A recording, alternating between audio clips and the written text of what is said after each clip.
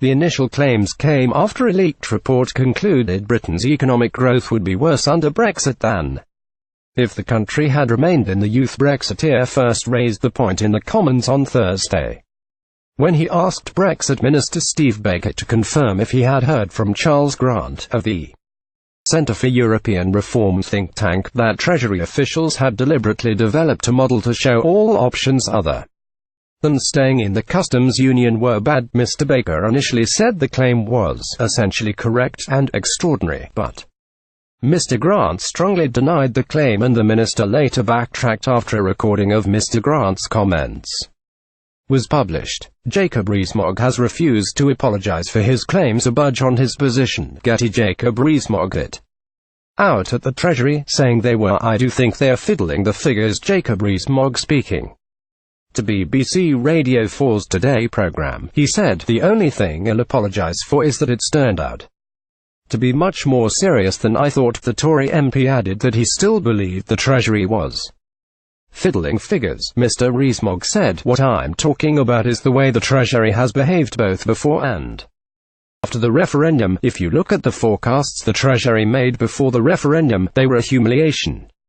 They were clearly politically influenced. The OBR, the Office of Budget Responsibility, was set up by George Osborne because Treasury forecasts had been politicized and it was thought they were unreliable on political grounds.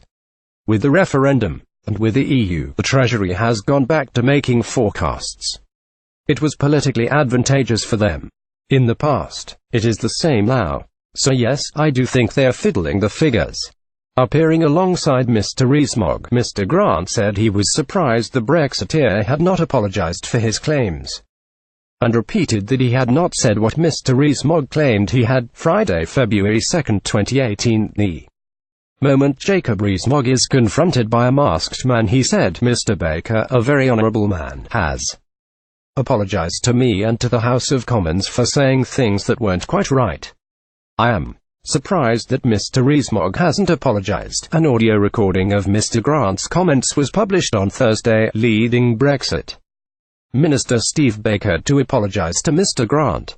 Mr. Baker said he answered the question based on an honest recollection of the conversation. He added, "As I explained yesterday, I considered what I understood to be the suggestion being put to me as implausible because of the long-standing and well-regarded impartiality of the civil service. The audio of that conversation is now available and I'm glad the record stands corrected. In the context of that audio, I accept that I should have corrected or dismissed the premise of my honourable friends. Question: I have apologized to Mr. Charles Grant, who is an honest and trustworthy man.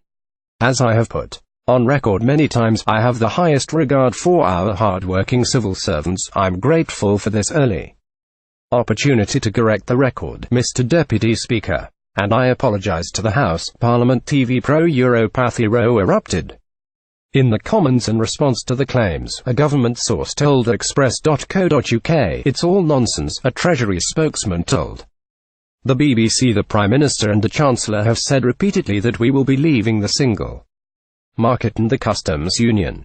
Any suggestion to the contrary is simply false." Mr. Grant later released a statement in which he said he had neither said or implied the Treasury had deliberately developed a model to show that all non-customs union options were bad, with the intention to influence policy. He added, "I recall saying to Steve Baker at a prospect lunch at the Conservative Party conference that I was aware of research that the Treasury had done. This apparently showed that the economic benefits of the UK forging FTAs with third countries outside the EU were significantly less than the economic costs of leaving the customs union." The comments emerged in a week where a flawed, incomplete economic impact analysis was leaked to a pro-EU website from Whitehall, suggesting that the least damaging Brexit was to stay under EU rule in the single market and customs union.